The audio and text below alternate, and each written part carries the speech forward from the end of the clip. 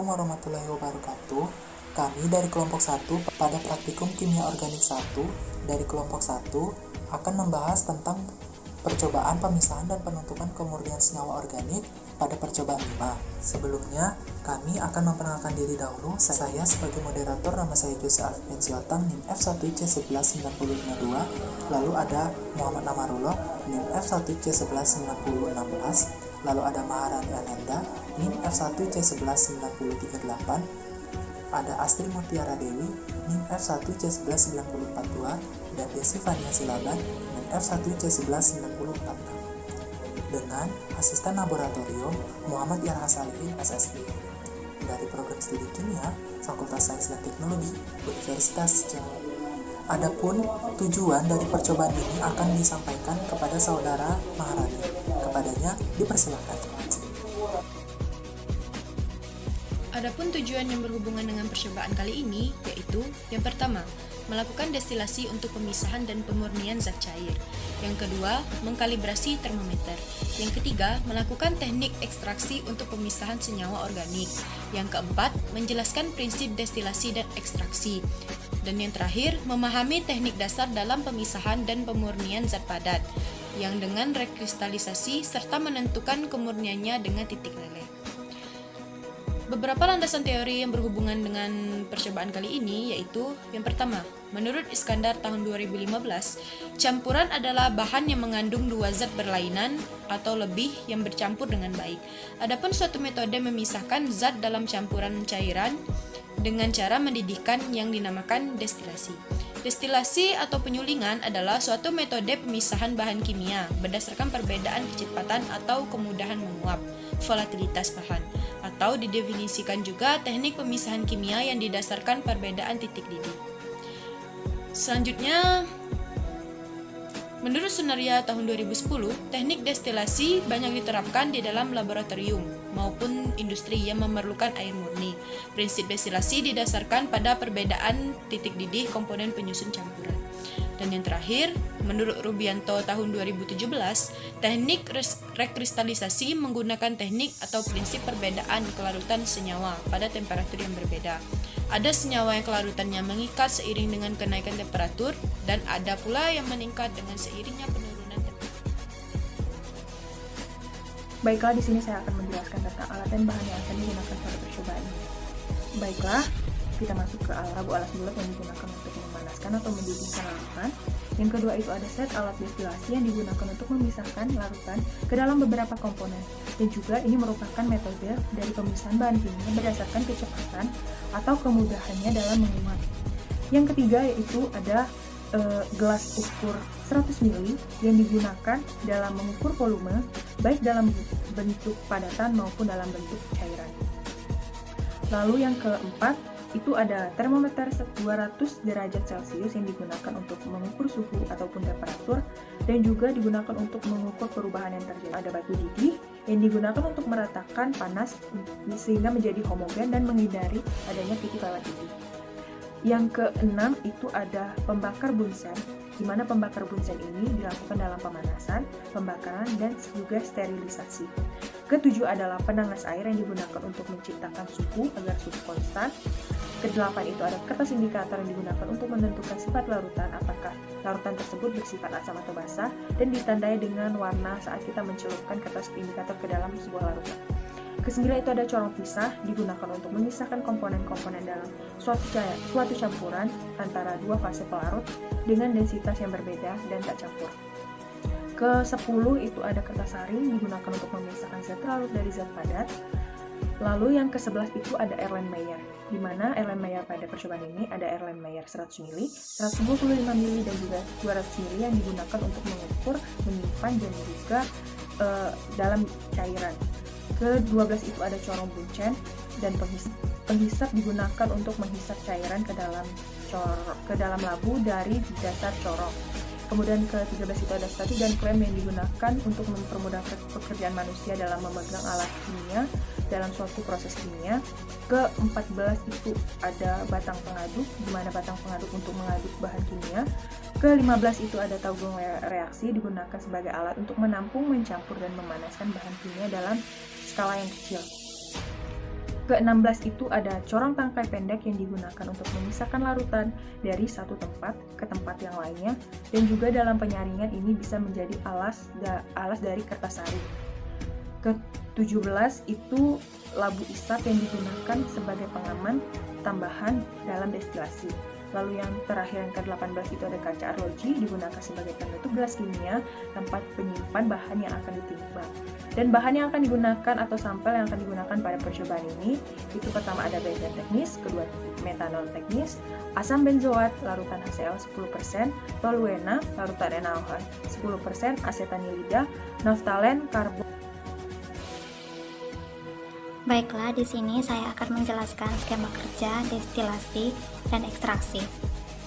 Untuk kalibrasi termometer, dimasukkan termometer ke dalam campuran air es.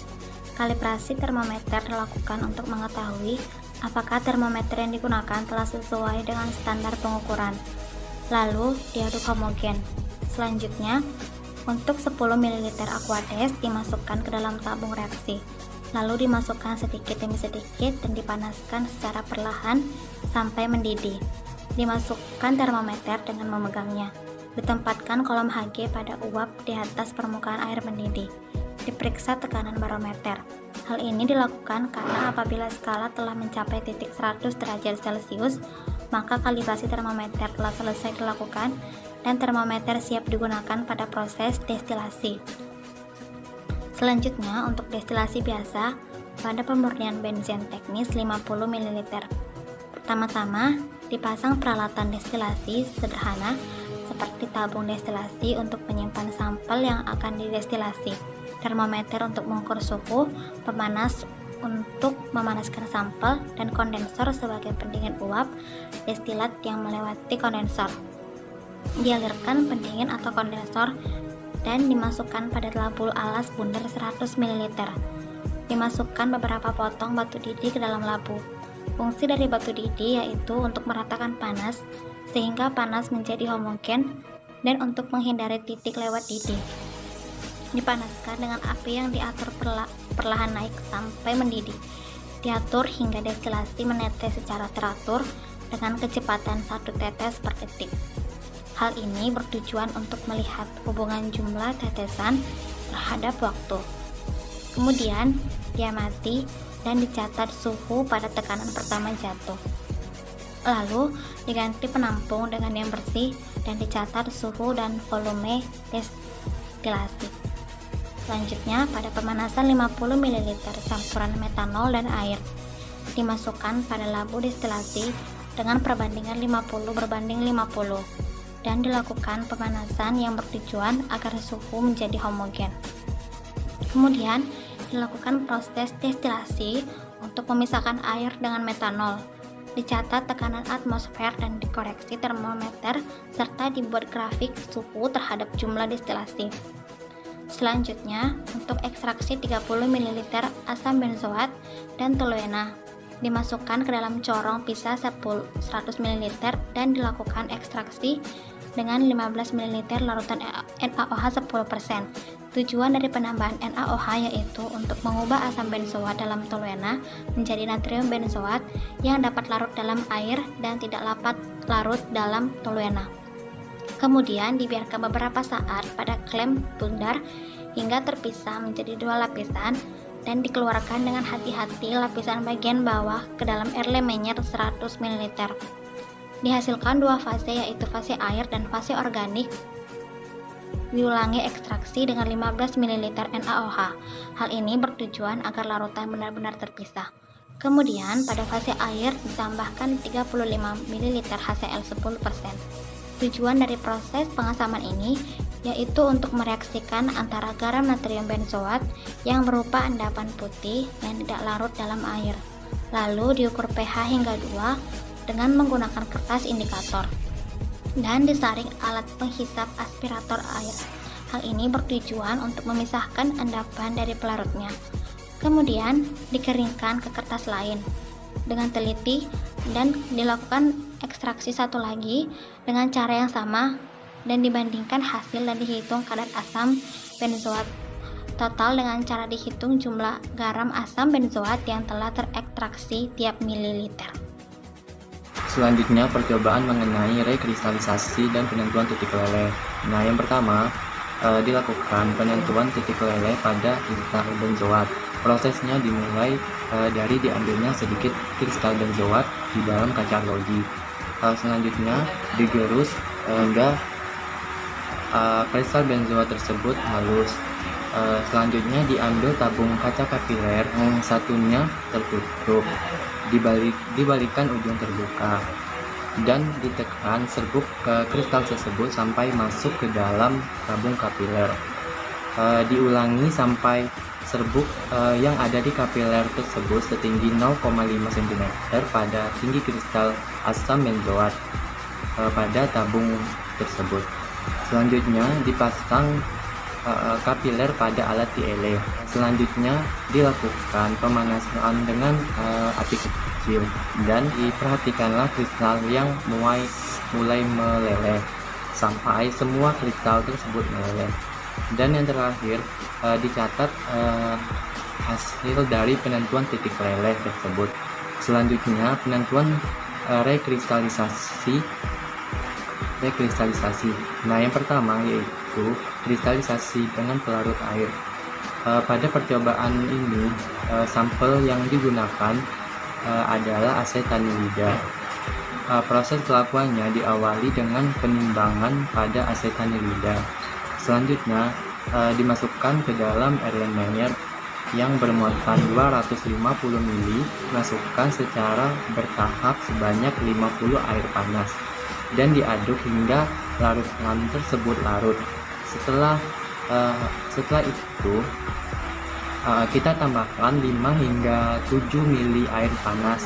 Selanjutnya kita tambahkan secara bertahap-tahap 0,5 hingga 1 gram karbon atau norit, dan kita lakukan sambil diaduk. Selanjutnya melakukan dengan pendidikan dan dipasang corong penyaring dengan kertas saring pada labu Erlenmeyer. Tujuannya agar terjadinya pemisahan antara filtrat dan pengotor.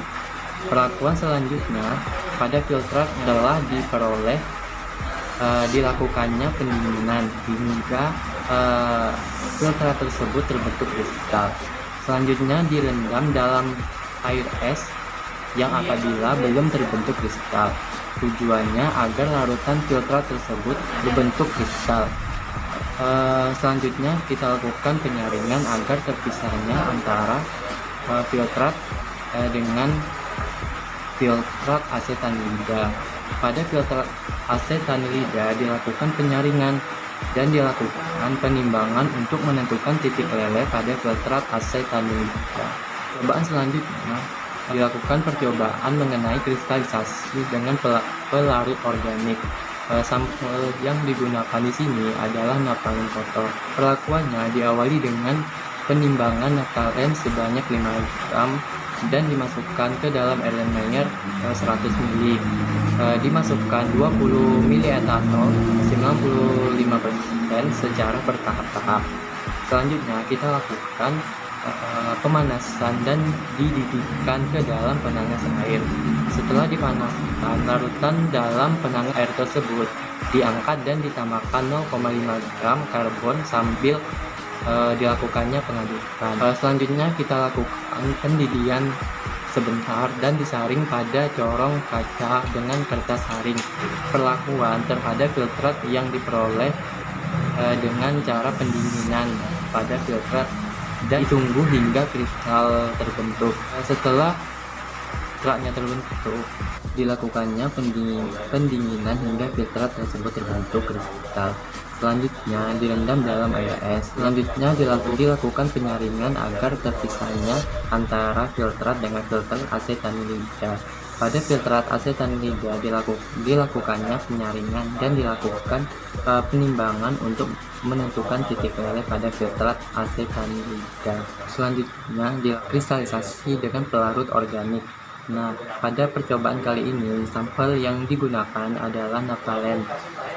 Perlakuan ini diawali dengan penimbangan naftalen sebanyak 5 gram, dimasukkan ke dalam Erlenmeyer 100 ml, dimasukkan 20 ml etanol 95% secara bertahap-tahap. Selanjutnya kita lakukan pemanasan dan dididihkan ke dalam penanas air. Setelah dipanaskan dalam penanas air tersebut diangkat dan ditambahkan 0,5 gram karbon sambil diaduk. Dilakukan pendinginan sebentar dan disaring pada corong dengan kertas saring, dan dihasilkannya residu filtrat. Selanjutnya dilakukan perlakuan terhadap filtrat yang diperoleh dengan pendinginan pada filtrat dan ditunggu hingga kristal tersebut terbentuk. Selanjutnya dilakukannya penyaringan dengan menggunakan corong pemisahan filtrat dan kristal naftalen. Selanjutnya perlakuan terhadap kristal naftalen yang telah diperoleh dengan cara mencucinya dengan 2 hingga 3 ml etanol dingin dan dikeringkan dan dipindahkan ke kertas saring yang lebar. Dilakukannya penekanan agar kristal tersebut mengering, dan terakhir ditentukannya titik leleh pada kristal tersebut. Sebelum melakukan percobaan ini, praktikan harus melakukan kalibrasi termometer. Kalibrasi termometer dilakukan untuk mengetahui apakah termometer yang digunakan telah sesuai dengan standar pengukuran. Selanjutnya, setelah kalibrasi termometer dilakukan, kita akan melakukan proses destilasi. Pada percobaan ini, destilasi yang digunakan ialah destilasi biasa. Destilasi merupakan salah satu teknik pemisahan suatu zat dari campurannya berdasarkan perbedaan titik didih. Pada destilasi memiliki prinsip dengan perbedaan titik didih yang dimiliki oleh setiap senyawa. Sebelum kita melakukan destilasi, kita harus men-set satu set alat destilasi, di mana satu set alat destilasi itu terdiri dari labu destilasi yang berfungsi untuk penyimpanan sampel yang akan didestilasi. Selanjutnya ada termometer untuk mengukur suhu, pemanas yang digunakan untuk memanaskan sampel, dan terdapat pula kondensor. Kondensor berfungsi sebagai pendingin uap destilat yang melewati kondensor. Nah, pada percobaan destilasi ini dilakukan penambahan batu didih. Batu didih ditambahkan berfungsi untuk meratakan panas sehingga panas menjadi homogen pada seluruh bagian larutan. Nah, tanpa batu didih ini, maka larutan yang dipanaskan akan menjadi superstate atau terjadi peristiwa lewat didih. Batu didih tidak boleh dimasukkan pada saat larutan mencapai titik didihnya, karena akan terbentuk uap panas dari jumlah yang besar, sehingga secara tiba-tiba akan terjadi ledakan. Untuk proses pendinginannya, terdapat pada kondensor yang digunakan oleh air, di mana air yang masuk dari bawah dan akan keluar dari atas. Mengapa hal tersebut terjadi? Karena jika air masuk lewat dari atas, maka air dari pendingin tidak akan memenuhi seluruh isi kondensor. Dengan kata lain, tidak dapat terjadi pendinginan yang sempurna pada kondensor tersebut. Nah, pada percobaan ini dilakukan permurnian terhadap senyawa benzen teknis. Pemurnian dilakukan dengan cara menguapkan sampel dengan uap yang terbentuk, kemudian melewati kondensor sehingga uapnya akan berubah wujud dari uap menjadi cair. Hal ini terjadi karena ketika pemanasan, titik didih naik menjadi uap, dan ketika berada pada kondensor mengalami pendinginan, sehingga titik didih menurun dan akhirnya menjadi wujud cair. Pada proses ini dilakukan penurunan suhu jika sudah melewati titik didih benzen, karena untuk menjaga agar larutan tersebut menjadi benzen murni. Senyawa benzen adalah senyawa organik dengan rumus molekul C6H6, tersusun atas 6 buah atom karbon yang bergabung dan membentuk cincin dengan salah satu atom hidrogen yang terikat pada masing-masing atom.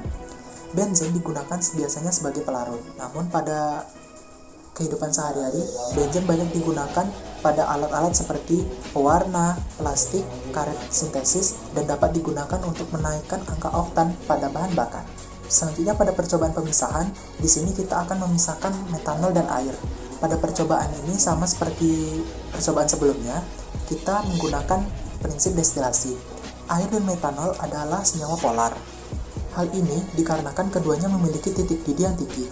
Titik didih dari air yaitu 100 derajat Celcius, sedangkan pada metanol memiliki titik didih sekitar 64,7 derajat Celcius. Titik didih air lebih tinggi dibandingkan titik didih yang dimiliki oleh metanol, karena ikatan hidrogen air dapat membentuk lebih banyak ikatan hidrogen dibandingkan metanol. Semakin kuat ikatan hidrogen yang dimiliki oleh senyawa menyebabkan terjadinya kenaikan titik didih. Hal ini disebabkan pula karena ikatan hidrogen yang sangat kuat membutuhkan energi yang kuat pula untuk dapat memutuskan ikatan hidrogen tersebut. Sehingga untuk membuat air mendidih dibutuhkan suhu yang lebih besar dibandingkan suhu yang dibutuhkan untuk metanol mendidih. Molekul dari senyawa metanol ini dapat mencapai titik didih berada pada bagian atas permukaan larutan yang mengalir melalui kondensor, mengalami proses pengembunan, dan terakhir akan berubah fasa menjadi cair. Menurut literatur, semakin tinggi suhu, maka semakin banyak tetesan metanol yang diperoleh dari proses destilasi. Mengapa hal ini terjadi? Karena semakin tinggi suhu, maka semakin banyak partikel metanol yang bergerak bebas dari ikatan antar molekulnya, sehingga lepas dari bentuk uapnya akan mengalir ke dalam kondensor yang uapnya akan dicairkan menjadi metanol murni. Percobaan selanjutnya ialah percobaan ekstraksi. Ekstraksi adalah salah satu proses pemisahan suatu zat berdasarkan perbedaan kelarutan terhadap dua cairan yang tidak saling larut, atau pada prinsipnya yaitu like dissolves like. Dasar dari metode ini adalah kelarutan bahan pelarut tertentu. Tujuan dilakukannya ekstraksi adalah untuk memisahkan suatu komponen dari campurannya dengan menggunakan pelarut tertentu. Proses ekstraksi pada percobaan ini menggunakan alat corong pisah. Prinsip dari corong pisah ialah memisahkan larutan berdasarkan perbedaan kepolarannya. Jenis ekstraksi yang dilakukan yaitu ekstraksi cair-cair, karena kedua zat akan dipisahkan memiliki fase yang cair. Praktikan di sini akan memisahkan asam benzoat yang ada dalam toluena dengan menambahkan larutan NaOH 10% ke dalam corong pisah dengan menggonjlok. Penggonjlokan ini dilakukan bertujuan untuk memisahkan antara lapisan air dan lapisan organik. Lapisan organik terdiri dari toluena dan lapisan air adalah asam benzoat yang akan ditentukan kemurniannya. Tujuan dari penambahan NaOH yaitu untuk mengubah asam benzoat dalam toluena menjadi garam natrium benzoat yang dapat larut dalam air dan tidak larut dalam toluena, sehingga larutan akan berpisah menjadi dua fase yang seperti dijelaskan oleh rekan saya, yaitu fase air dan fase organik. Adapun reaksi atau mekanisme reaksi saat penambahan NaOH pada kedua sampel terdapat pada gambar di sebelah. Mengapa hal tersebut bisa terjadi? NaOH terbentuk dari NaH+ dan OH-. Kedua ion tersebut akan saling tarik-menarik, di mana OH- akan menarik H+ dari asam benzoat, akan membentuk molekul air dan Na mengikat benzoat menjadi garam natrium benzoat. Kemudian terjadi dua fase. Yang pertama yaitu fase organik. Fase organik ini terdiri dari toluena yang bersifat nonpolar dan fase air yang terdiri dari natrium benzoat yang bersifat polar. Setelah hal itu dilakukan, selanjutnya akan dilakukan penambahan HCl. Penambahan HCl berfungsi agar terdapat endapan dan dapat dipisahkan secara kristalisasi. Tujuan dari proses pengasaman ini untuk mereaksikan antara garam natrium benzoat yang terbentuk dengan HCl, sehingga membentuk asam benzoat yang berupa endapan putih yang tidak larut di dalam sedikit air. Setelah itu, disaring menggunakan corong buncer. Corong buncer adalah alat laboratorium yang digunakan dalam penyaringan vakum. Prinsip dari alat ini untuk memisahkan endapan dari pelarutnya atau cairan dari residunya dengan cara menyedot udara di dalam corong tersebut melalui pump bincer atau pipa vakum, sehingga tekanan di dalam air lebih kecil daripada tekanan di luarnya, yaitu hampir sama dengan 0, dan air yang terdapat di dalam corong tersebut akan menetes serta menghasilkan filtrat yang lebih banyak, dan ampasnya dapat tetap ditinggalkan di dalam corong tersebut. Reaksi yang terjadi antara natrium benzoat dan HCl terdapat pada mekanisme reaksi di samping ini. Setelah memahami apa itu destilasi dan ekstraksi lebih lanjut, selanjutnya kita akan membahas tentang rekristalisasi dan penentuan titik leleh. Yang pertama ialah kita akan menentukan titik leleh suatu senyawa. Percobaan ini, penentuan titik leleh senyawa akan dilakukan pada senyawa asam benzoat, di mana suhu saat asam benzoat mulai meleleh dan meleleh keseluruhannya. Alat yang digunakan pada percobaan ini yaitu alat Thiele dengan menggunakan kristal benzoat dalam 3 kaca kapiler yang kemudian dimasukkan ke dalam alat Thiele, mana kedua kaca kapiler kosong dan satunya berisi kristal asam benzoat. Dua kaca kapiler yang kosong tersebut berfungsi sebagai pembanding antara kaca yang berisi asam kristal benzoat dan yang tidak berisi kristal benzoat. Nah, prinsip dasar dari penentuan titik leleh dimulai saat terjadinya sedikit pelelehan, transisi padat dan cair, sampai seluruh kristal mencair. Kalor yang diperlukan untuk transisi dari perubahan kristal, pemecahan kisi kristal, sampai semua berbentuk cair di mana proses pelelehan ini terjadi kesetimbangan. Adapun prinsip utama dari alat Thiele yang digunakan pada percobaan ini, yaitu gunakan aliran konveksi dan terjadinya proses distribusi panas dari sumber kepadatannya yang telah dimasukkan ke dalam pipa kapiler yang sebelumnya, dan menggunakan penghantar panas berupa arus listrik. Nah, asam benzoat yang digunakan pada percobaan ini adalah padatan kristal berwarna putih dan merupakan asam karboksilat aromatik yang paling sederhana. Asam benzoat umumnya dipakai dalam keperluan industri ataupun laboratorium. Namun pada skala laboratorium, asam benzoat ini digunakan sebagai zat awal atau zat dasar dengan banyak sintesis organik dalam industri sebagai pengawet makanan. Asam benzoat mempunyai molekul-molekul yang dalam bentuk-bentuk kisi yang teratur dan diikat oleh gaya-gaya gravitasi dan elektrostatik. Maka apabila terjadi pemanasan pada asam benzoat, energi kinetik dari molekul-molekul asam benzoat akan naik.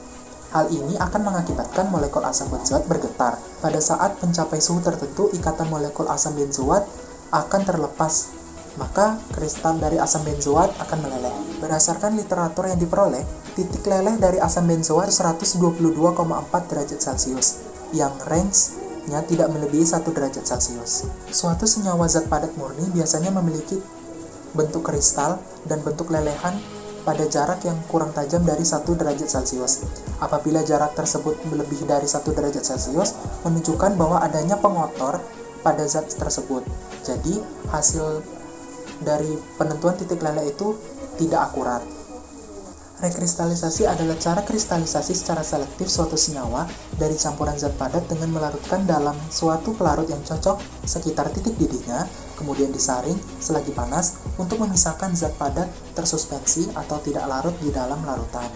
Prinsip rekristalisasi sendiri adalah perbedaan kelarutan antar zat yang akan dimurnikan dengan kelarutan zat pencampurnya.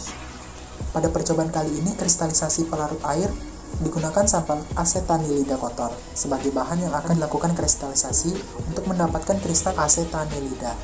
Asetanilida merupakan senyawa turunan asetilamina aromatis yang digunakan sebagai amida primer, di mana satu atom hidrogen pada anilin digantikan dengan satu gugus metil.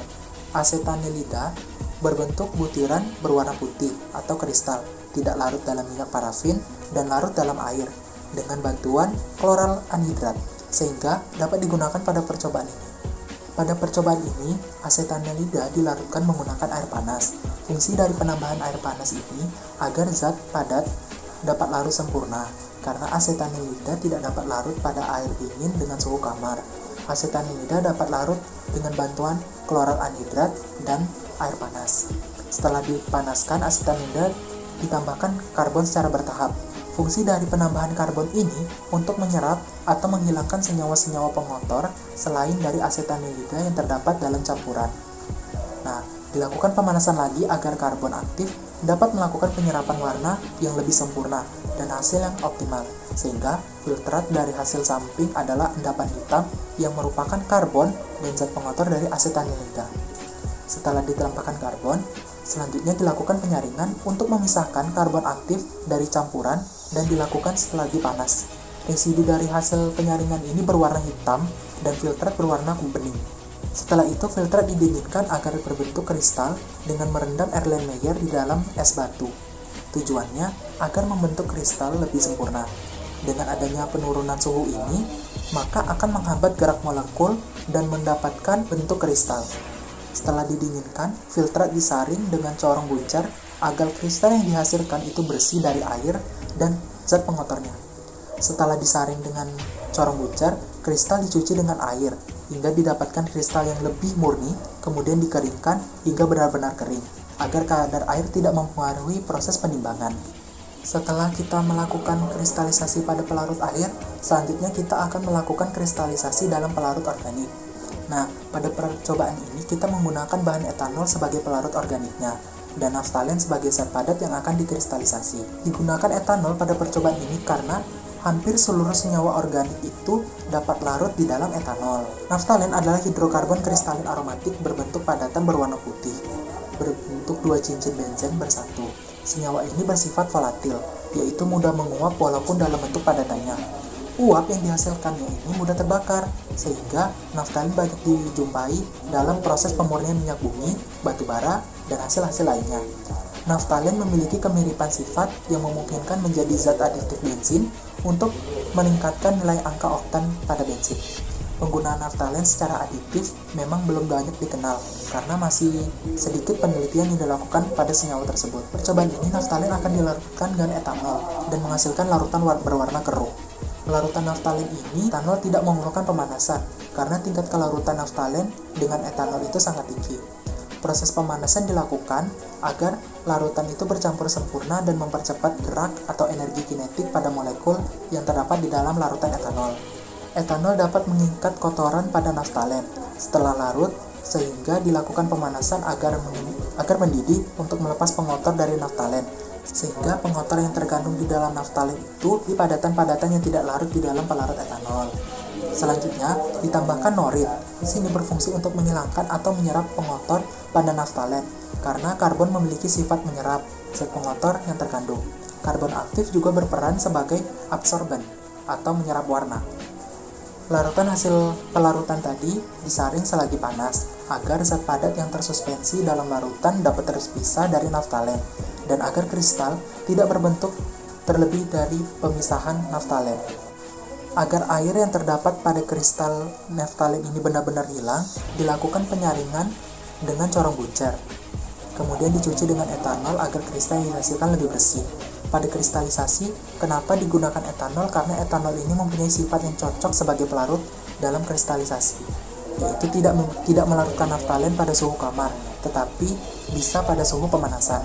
Titik didih etanol lebih rendah, yang memudahkan penyaringan kristal naftalen yang terbentuk, karena etanol bersifat mudah menguap. Etanol tidak bereaksi dengan etanol karena titik didihnya yang lebih rendah, sehingga hasil yang didapat ialah kristal naftalen murni, dan pengotor-pengotor yang terdapat pada naftalen itu akan larut bersama dengan etanol. Sekian pembahasan dari skema pada percobaan ini. Adapun kesimpulan yang dapat diambil adalah 1. Destilasi sederhana yang digunakan untuk pemurnian benzen teknis diperoleh tetesan yang lebih cepat. 2. Kalibrasi termometer bertujuan untuk menolkan termometer dan memastikan termometer dalam keadaan yang baik sehingga pada saat digunakan diperoleh hasil yang akurat. 3. Ekstraksi merupakan pemisahan suatu zat berdasarkan perbedaan kelarutan terhadap dua cairan yang memiliki perbedaan kepolaran yang tidak saling melarutkan. 4. Prinsip destilasi adalah proses pemisahan senyawa berdasarkan perbedaan titik didih, melakukan pengembunan atau penguapan kembali uap pada tekanan dan suhu tertentu. Sedangkan prinsip ekstraksi adalah pemisahan suatu senyawa berdasarkan perbedaan kelarutannya. Yang kelima, teknik rekristalisasi digunakan untuk mendapatkan kristal murni dengan prinsip berdasarkan kelarutan antar zat padat dengan kelarutannya.